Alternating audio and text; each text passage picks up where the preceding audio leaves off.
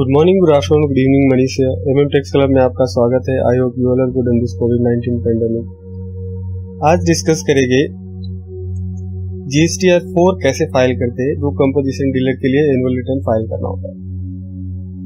Composition scheme के अंदर दो रिटर्न्स होते हैं। एक तो आपको CMP 8 फाइल करना होता है क्वार्टरली, जिसके अंदर आप अपना लायबिलिटी डिक्लेयर करते हैं और उसके बेसिस पे आप टैक्स का पेमेंट करते हैं। देन रिटर्न आता है एनुअल रिटर्न, जो कि आपको साल में एक बार एक फाइनेंशियल ईयर का रिटर्न आपको फाइल करना होता है। जो भी आपका डिटेल्स है इनवर्ड एंड आउटवर्ड सप्लाई का, वो डिटेल्स आप GSTR 4 के अंदर फाइल करते हैं। और जो भी डिफरेंशियल टैक्स पेमेंट लायबिलिटी अगर आपका कुछ आता है तो वो केसेस में वो आप पेमेंट करके एक एनुअल रिटर्न फाइल करते हैं। तो ये GSTR 4 एनुअल रिटर्न है फॉर द कंपोजिशन डीलर। तो देख लेते हैं ये क्या प्रोसीजर होता है GSTR 4 फाइल करने का। फर्स्ट ऑफ ऑल आपको लॉगिन करना है GSTR 4 GST की वेबसाइट पे आप लॉगिन करेंगे। लॉगिन करने के बाद आप दो ऑप्शन है एनुअल रिटर्न के लिए जाने का। आइदर आपको डैशबोर्ड पे ही ऑप्शन दिखेगा एनुअल रिटर्न का, आप वहां पे क्लिक कर सकते हैं, या फिर आप सर्विसेज के अंदर जाएंगे। सर्विसेज के अंदर रिटर्न में जाएंगे, रिटर्न के अंदर एनुअल रिटर्न का ऑप्शन होता है, तो वहां से आप ये एनुअल रिटर्न का ऑप्शन सेलेक्ट करेंगे। आप एनुअल रिटर्न का ऑप्शन सेलेक्ट करेंगे तो आपको फाइनेंशियल ईयर पूछता है, कौन से फाइनेंशियल ईयर का आपको GSTR 4 फाइल करने का है, एनुअल रिटर्न फाइल करने का है। वो साल जो भी ईयर्स है आप सेलेक्ट करेंगे financial year and then search करेंगे। जैसे सर्च करेंगे आपको ये एनुअल रिटर्न GSTR 4 करके आएगा। ये जो एनुअल रिटर्न प्रिपेयर करने का ऑप्शन है वो तभी इनेबल होता है कंपोजिशन डीलर के लिए जब वो सारे के सारे CMP 8 रिटर्न जो उनका है क्वार्टरली रिटर्न होता है, कोई भी रिटर्न पेंडिंग है CMP 8 फाइल करना, इन दैट केस आपको ये GSTR 4 का ऑप्शन इनेबल नहीं होता। आप जब फाइल सारे रिटर्न करते हैं देन उसके बाद ही आपको ये return annual return 4 GSTR 4 file करने का ऑप्शन इनेबल होता है। यहाँ पे ड्यू डेट भी दिया रहता है इस केसेस में फॉर 1920 38 अप्रैल सितंबर दिया है, बट ये इसका डेट एक्सटेंड कर दिया गया। नेक्स्ट देखते हैं, यहाँ पे दो ऑप्शन होता है GSTR फाइल करने का। आइदर आप ऑनलाइन फाइल कर सकते हैं या फिर आप डाउनलोड करके ऑफलाइन यूटिलिटी के थ्रू भी ये फाइल कर सकते हैं। तो देखते हैं ऑनलाइन का क्या ऑप्शन होता है फाइल करने का।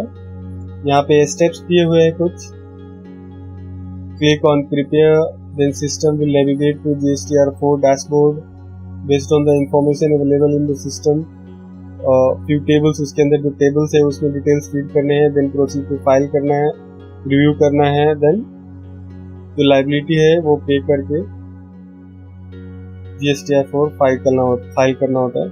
तो जैसे ही अगर प्रिपेयर ऑनलाइन में क्लिक करते हैं तो एक टेबल ओपन होता है और टेबल में सबसे पहले आपको पूछता है aggregate turnover of previous financial year. Previous financial year में जो भी आपका एग्रीगेट टर्नओवर है लास्ट ईयर्स का, वो आपको यहाँ पे एंटर करना होता है एंड देन वो एंटर करने के बाद ये आपको सेव करना होता है। ये एग्रीगेट टर्नओवर डालना कंपलसरी है, विदाउट डाले आप ये प्रोसीड ही नहीं कर सकते, आगे बढ़ ही नहीं सकते। अगर फॉर एग्जांपल अगर आपका प्रीवियस ईयर में कोई बिजनेस ही नहीं है, कोई सेल ही नहीं है, तो आप वो टर्नओवर के अंदर 0 डालेंगे एंड 0 डाल के सेव करेंगे, देन ये आगे के लिए प्रोसीड होगा। बिफोर प्रोसीडिंग ये यहाँ पे दिखा रहा है कि GSTR 4 फाइल करेंगे तो उसके अंदर टोटल्स कितने टेबल्स होगी। अलग अलग टेबल्स है जिसमें अलग अलग डिटेल्स आते हैं। GSTR 4 के अंदर टोटल 8 टेबल्स हैं। 8 टेबल्स के अंदर क्या होता है, 4A, 4B, 4C, 4D, ये 4 डिटेल्स है जिसमें आपको इनपुट डिटेल्स डालने होते हैं। 4A के अंदर आपको इनपुट सप्लाईज का डिटेल डालना है, जो भी आपका इनपुट सप्लाई है उसका डिटेल डालना है, और वो अदर देन रिवर्स चार्ज का जो इनपुट सप्लाई है वो डालना है। GST 4B टेबल के अंदर इनवर्स सप्लाई का डिटेल डालना है जो रिवर्स चार्ज के अंदर आया। टेबल 4C के अंदर होता है supply received from unregistered supplier. Unregistered supplier से जो सप्लाई रिसीव कर रहे हैं वो डिटेल्स डालने होते हैं 4C के अंदर। 4D के अंदर डालने होते हैं डिटेल्स ऑफ इंपोर्ट सर्विसेज। तो इंपोर्ट सर्विसेज 4D के अंदर। देन टेबल आता है टेबल 5, जिसके अंदर आपने जो भी फाइल किया है CMP8 फाइल, जिसमें सेल्फ असेस लायबिलिटी आपने डिक्लेयर किया है, तो वो सारी डिटेल्स ऑटो पॉपुलेटेड होती है टेबल 5 के अंदर। उसमें आपको कुछ डिटेल्स एंटर करने की जरूरत नहीं है, वो जो भी आपने फाइल किया है CMP8 तो उसका डिटेल वहां पे ऑटो पॉपुलेट हो जाता है।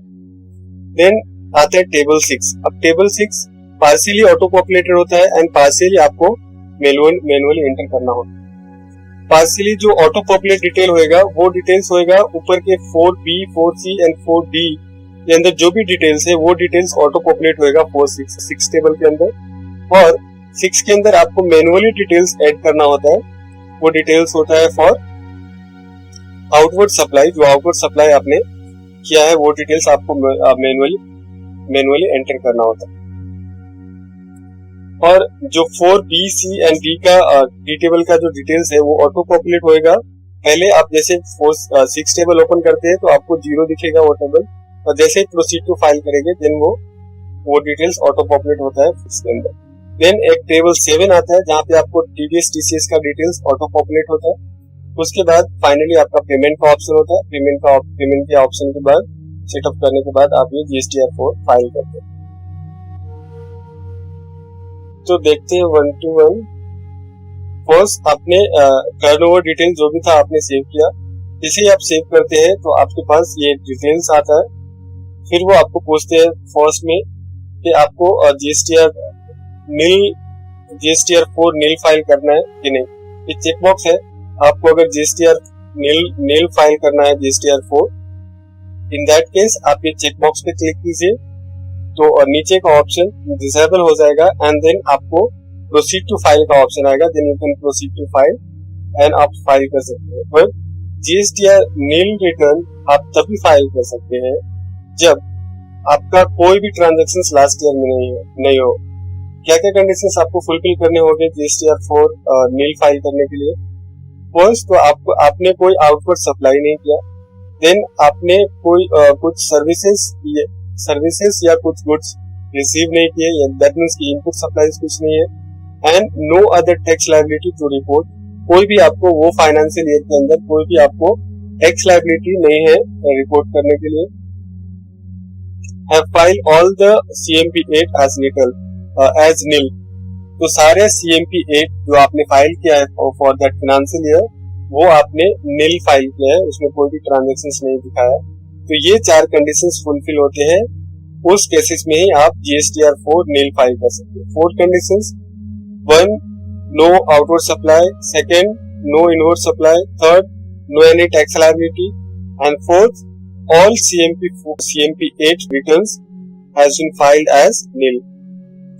फर्स्ट यहाँ पे दिखाया है ये यूजर मैनुअल के अंदर कि आप नील रिटर्न कैसे फाइल करेंगे। नील रिटर्न में सिंपली आप जो चेकबॉक्स है फाइल नील GSTR4 वो चेकबॉक्स पे क्लिक करेंगे, देन प्रोसीड टू फाइल करेंगे। प्रोसीड टू फाइल करने के बाद जो नॉर्मली आप जैसे रिटर्न फाइल करते हैं वहाँ पे जो भी ऑप्शंस होते हैं, आइदर आपको DAC के थ्रू फाइल करना है या फिर EBC के थ्रू, आप जैसे प्रोसीड ये नील फाइल करेंगे तो आपको ये प्रीव्यू का ऑप्शन आएगा, तो आप ये प्रीव्यू कर सकते हैं। ये प्रीव्यू करके डिटेल्स इसके देख सकते हैं and then you can file it. आप प्रीव्यू करेंगे उसके बाद कंटिन्यू करके then you can file all this details. तो ये ऐसे आप GSTR4 नील रिटर्न फाइल कर सकते हैं। ये प्रीव्यू के अंदर आपका जो भी टेबल्स आएंगे तो सारे टेबल्स में डिटेल्स 0 रहेगा। एंड अदर केसेस है कि आप नील रिटर्न फाइल नहीं कर रहे, तो नील रिटर्न फाइल नहीं कर रहे नील GSTR4 तो आप चेकबॉक्स पे क्लिक नहीं करेंगे। देन आपके पास ऑप्शन आता है select table to add view details. यहाँ पे जैसे ऑलरेडी हमने देखा 8 टेबल्स होते हैं GSTR4 के अंदर, वो 1 बाय 1 आपको यहाँ पे सिलेक्ट करना है। उसमें जो भी डेटा व्यू जो ऑटो पॉपुलेट होएगा वो आप व्यू करेंगे, जो डेटा आपको एंटर करना है वो एंटर करने का ऑप्शन है, वो डिटेल्स आप वहाँ पे एंटर करेंगे। 1 बाय 1 सारे डिटेल्स आपको ओपन करने हैं। यहाँ पे 7 टेबल्स दिख रहे हैं, तो फर्स्ट टेबल यहाँ पे आता है 4A, which is for the inward supplies other than reverse charge. तो inward supplies other than reverse charge है, वहां पे आपको डिटेल पुट करने हैं। 4A के अंदर ये सप्लायर का जीएसटी नंबर जैसे ही आप डालते हैं, उनका ट्रेड नेम, टेरिटरीज जो भी है, स्टेट्स, वो वहां पे ऑटो पॉपुलेट होता है। फिर वो जैसे ही नाम डिटेल ऑटो पॉपुलेट होएगा, देन आपको टैक्सेबल वैल्यू डालने का है, और टैक्सेबल वैल्यू डालने के बाद आप टैक्सेबल रेट डालेंगे कि कौन सा टैक्सेबल ये रेट के अंदर इतना टैक्सेबल वैल्यू है। से फॉर एग्जांपल यहाँ पे यूजर मैनुअल के अंदर 8,18,770 टैक्सेबल वैल्यू डाला हुआ है और 5% का रेट है, तो ये टैक्स कैलकुलेट होता है। अभी ये टैक्स अमाउंट के अंदर टेबल 4A के अंदर देख रहे हैं, central tax and state tax CGST and SGST का जो अमाउंट है वो ऑटो पॉपुलेट होता है। जैसे आप taxable value and tax rate डालते हैं, जो भी टैक्स आ रहा है वो ऑटो कैलकुलेट होके यहाँ पे ऑटो पॉपुलेट हो जाता है, और सेस का अमाउंट नहीं आता। तो जो सेस का अमाउंट है वो आपको मैनुअली डालना होता है, एंड ये ऑटो पॉपुलेट तो होता है टैक्सेस जीएसटी एसजीएसटी, बट ये एडिटेबल होता है। दैट मींस कि आप इसको एडिट कर सकते हैं। एग्जैक्टली आपका अगर ये टैक्स नहीं आ रहा है या फिर आपका जो इनवर्ड सप्लाई आया है वो इनवॉइस के अंदर ये टैक्स अमाउंट नहीं है, तो वो इन दैट केस आप ये अमाउंट को चेंज भी कर सकते हैं। तो टैक्स अमाउंट ऑटो पॉपुलेट होएगा, ऑटो कैलकुलेट होएगा, बट वो एडिटेबल है। एंड जो सेस का अमाउंट है इसके अंदर वो आपको मैनुअली डालना होता है। एंड देन आप सेव का ऑप्शन है, ये डिटेल्स डालने के बाद आप सेव कर लीजिए, और सेव करने के बाद अगर आपको एडिशनल डिटेल्स डालने हैं इसके अंदर, तो आप ये ऐड कर सकते हैं। ये यहाँ पे ऐड का ऑप्शन है, आप ऐड करके आपको जितने भी डिटेल्स डालने हैं वो डिटेल्स आप 4A के अंदर ऐड कर सकते हैं। देन उसके बाद है ये प्रोसेस हुआ कि नहीं हुआ, वो आपको यहाँ पे दिखाएगा, स्टेटस दिखाता है। अगर कुछ एरर है तो यहाँ पे दिखाएगा प्रोसेस विद एरर। फिर आप ये ओपन करेंगे और जो भी एडिट करना है और उसको करेक्ट करना है, आप वो करेक्ट कर सकते हैं। देन और ये सारे डिटेल्स अगर आपने डाले हैं,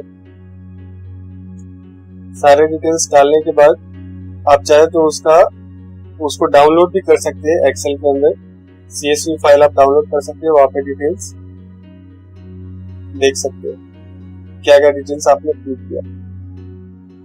4A other than reverse charge, same उसका एक डिटेल है। आप ये रैंडमली जितने भी आपके इनवर्ड सप्लाईज की डिटेल्स है वो सब यहाँ पे डाल सकते हैं। से फॉर एग्जांपल यहाँ पे इन्होंने मोनिश ड्रेसिंग, मनीष कॉल, राना हुसा, प्रमोद सेट्टी, तो इन सब के डिटेल्स यहाँ पे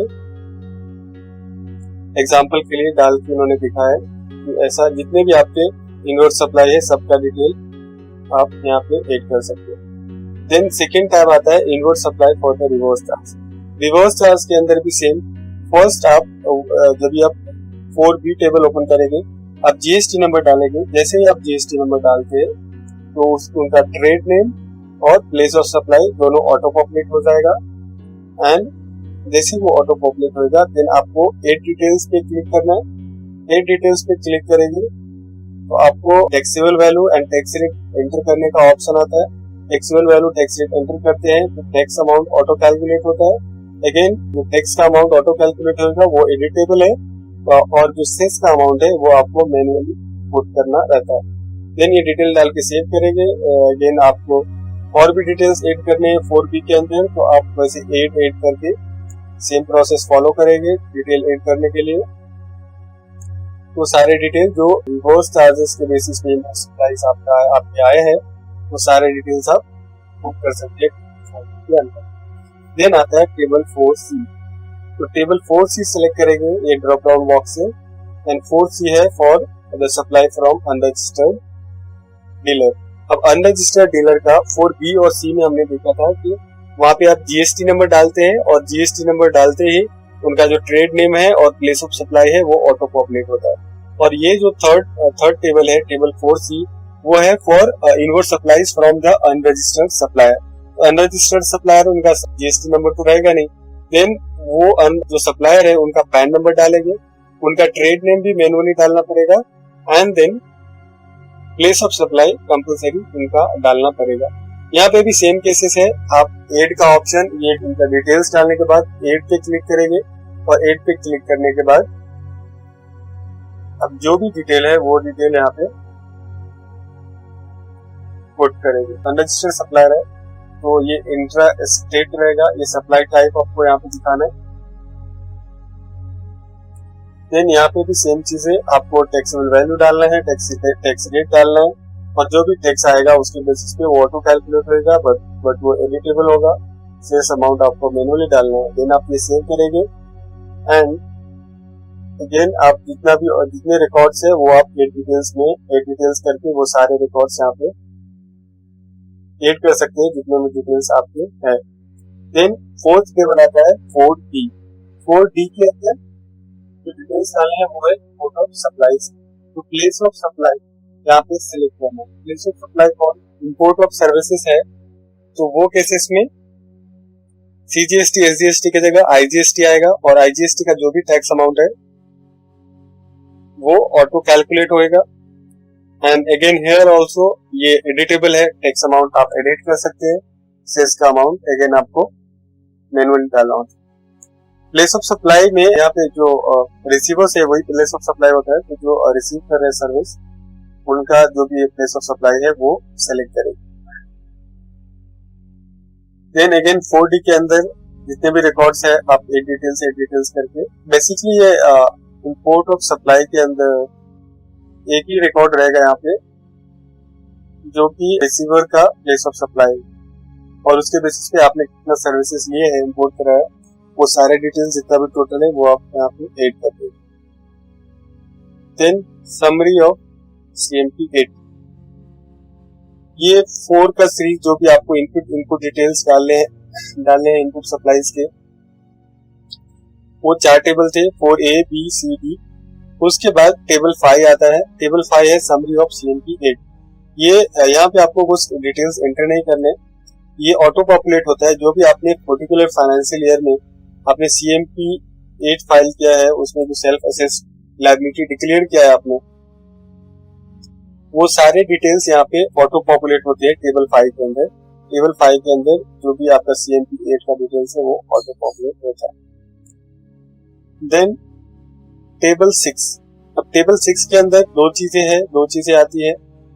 बेसिकली यहाँ पे लायबिलिटी है, टेबल 6 के अंदर लायबिलिटी आता है कि आपका टोटल लायबिलिटी कितना बन रहा है। टेबल 6 के अंदर दो चीजें आएगी, एक पोर्शन जो ऑटो पॉपुलेट होएगा, सेकंड पोर्शन जो आप मैनुअली डालेंगे। पोर्शन जो ऑटो पॉपुलेट होएगा वो रहेगा टेबल 4B 4C 4D। ये इनवर्ड सप्लाई जिसमें आप रिवर्स चार्ज RCM के बेसिस पे टैक्स पेमेंट करते हैं, वो डिटेल्स यहाँ पे ऑटो पॉपुलेट होएगा फ्रॉम दैट टेबल। एंड जो आउटवर्ड सप्लाई का डिटेल है वो आपको मैनुअली, वो डिटेल्स आपको मैनुअली यहाँ पे ऐड करने होते हैं, और देन आप ये सेव करेंगे। और ऊपर में जो इनवर्ड सप्लाई का जो डिटेल्स है वो डिटेल्स ये टेबल 6 ओपन करते के साथ आपको दिखेगा नहीं, इवन आपने वो 4BCD के अंदर आपने डिटेल्स डाले हैं। ये डिटेल ऑटो पॉपुलेट होता है जब आप फाइल पे प्रोसीड करते हैं, प्रोसीड टू फाइल बटन पे क्लिक करते हैं, देन ये वो डिटेल्स ऑटो पॉपुलेट होता है, एंड देन आपको आउटवर्ड सप्लाई को मैनुअली डालना है। देन ये डिटेल्स डाल के आप सेव करेंगे। देन उसके बाद नेक्स्ट टेबल आता है टेबल नंबर 7, और टेबल नंबर 7 है फॉर TDS एंड TCS। अगर आपका कुछ क्रेडिट है इसके अंदर तो वो ऑटो पॉपुलेट होगा यहाँ पे, इसमें आपको कुछ चेंजेस नहीं करना। उसके बाद टेबल 7 के बाद आप ये प्रीव्यू कर सकते हैं क्या क्या डिटेल्स है आपके। GSTR 4 के अंदर GSTR 4 का प्रीव्यू आप देख सकते हैं। ये ड्राफ्ट फॉर्मेट में आएगा बिकॉज आपने ये सबमिट नहीं किया है, तो आप ये प्रीव्यू में सारे डिटेल्स चेक करेंगे ड्राफ्ट फॉर्मेट में। देन ऑप्शन आता है proceed to file, and then finally एक लास्ट टेबल आता है टेबल नंबर 8। ये अगेन प्रीव्यू है सारे, ये सारे प्रीव्यू है। एंड उसके बाद ये सारे डिटेल्स डालने के बाद टेबल नंबर 8 आता है, जहाँ पे आपके taxes, interest, late fees payable या फिर जो भी है इंटरेस्ट, लेट फीस पेबल या फिर जो भी है आपका टैक्सेस का डिटेल्स वो टेबल 8 के अंदर आता है। टेबल 8 के अंदर क्या क्या ऑटो पॉपुलेट होगी, प्रीवियस टेबल्स में आइदर डिटेल्स ऑटो पॉपुलेट है या भी मैनुअली हमने डाला है, तो उसके ऊपर जो भी टैक्सेस आ रहे हैं या जो भी लेट फीस आ रहे हैं वो यहाँ पे ऑटो पॉपुलेट होगा। टैक्स का अमाउंट भी टेबल 8 के अंदर टैक्स का अमाउंट भी ऑटो पॉपुलेट होगा, लेट फीस का अमाउंट भी ऑटो पॉपुलेट होगा, बट इंटरेस्ट का अमाउंट ऑटो पॉपुलेट नहीं होता है। तो इंटरेस्ट, अगर आपका कोई इंटरेस्ट आ रहा है तो वो आपको मैनुअली यहाँ पे डालना होता है। लेट फीस, अगर आपका रिटर्न लेट है तो आपका लेट फीस ऑटो पॉपुलेट यहाँ पे हो जाता है। देन इसके अंदर आपने अगर टैक्सेस जो भी पेमेंट किए हैं उसका ऑलरेडी डिटेल्स यहाँ पे होता है। अभी यहाँ पे जो पोर्शन है, अगर आपका कुछ शॉर्ट पेमेंट है या फिर आपकी कोई लायबिलिटी आ रही है पे करने की और वो आपको पे करना है कैश में, तो इन दैट केस आप यहाँ पे क्रिएट चालान का ऑप्शन सेलेक्ट करिए और चालान क्रिएट करेंगे और पे कर सकते हैं। ये फाइल का आप यहाँ पे देख सकते हैं कि फाइल GSTR4 का जो ऑप्शन है वो इनेबल नहीं है। ये तभी इनेबल होगा जब आपका कोई भी लायबिलिटी नहीं है पेमेंट करने के लिए। जब आपने ये चेकबॉक्स जो यहाँ पे है डिक्लेरेशन का वो क्लिक करेंगे और ऑथराइज सिग्नेटरी सेलेक्ट करेंगे, देन आपका वो GSTR4 का ऑप्शन इनेबल होता है। तो अगर भी कोई भी आपकी लायबिलिटी आ रही है देन आप क्रिएट चालान कीजिए एंड डायरेक्ट यहाँ से पे कर सकते हैं। अगर आपको करने वो नहीं है कोई भी लायबिलिटी, देन आप चेकबॉक्स पे सेलेक्ट करेंगे एंड ये सिलेक्ट करने के बाद फाइल का ऑप्शन आता है। तो यहाँ पे देखेंगे कि पहले टैक्स कितना है, कैश लेजर के अंदर कितना अमाउंट है, ये सारे डिटेल्स आपको दिखेंगे कि आपके बैलेंसेस कैश लेजर के अंदर कितने हैं, जो भी आपकी लायबिलिटी है और ऑलरेडी आपने पेमेंट किया है वो सारे डिटेल्स वहां पे रहेंगे। और वो सब डिटेल्स सेट ऑफ करने के बाद अगर आपका कुछ एडिशनल कैश रिक्वायरमेंट आता है वो केसेस में आप चालान क्रिएट करेंगे। यहाँ पे चालान क्रिएट करने का भी प्रोसेसेस बताए गए हैं कि कैसे करेंगे। तो जस्ट क्रिएट चालान पे क्लिक करने के बाद जो भी आपकी लायबिलिटी आ रही है वो उसके हिसाब से आपका चालान क्रिएट होगा। फिर पेमेंट मोड आता है। पेमेंट मोड के अंदर ये 3 ऑप्शन है, आप ई पेमेंट कर सकते हैं, ओवर द काउंटर पेमेंट कर सकते हैं या फिर NEFT कर सकते हैं। ओवर द काउंटर का कुछ लिमिट होता है, but E payment and NEFT for any amount आप कर सकते हैं। और यहाँ पे जो एप्रोप्रिएट पेमेंट मोड आपको कन्वीनियंट है वो आप सेलेक्ट करेंगे, देन जनरेट चालान पे क्लिक करेंगे। जनरेट चालान पे जैसे ही क्लिक करते हैं ये आपका चालान जनरेट हो जाता है। अगर आपने ये NEFT या ओवर द काउंटर सेलेक्ट किया है देन आप ये डाउनलोड का ऑप्शन चूज कर सकते हैं, डाउनलोड कर सकते हैं, देन वो उसके हिसाब से आप प्रोसीड कर देंगे। देन आफ्टर जैसे ही आप चालान पे करते हैं जो आपका एडिशनल कैश रिक्वायरमेंट था वो जो फाइनल टेबल है यहाँ पे वो सेट ऑफ हो जाता है। और फाइनल टेबल सेट ऑफ होने के बाद बिकॉज यहाँ पे पहले तो आपका आउटवर्ड सप्लाई रहेगा, देन आउटवर्ड सप्लाई के बाद जो आपने टैक्सेस पे किया वो उसके बाद जो बैलेंस टेबल है वो यहाँ पे बैलेंस टेबल दिखेगा, अमाउंट बैलेंस अमाउंट टेबल।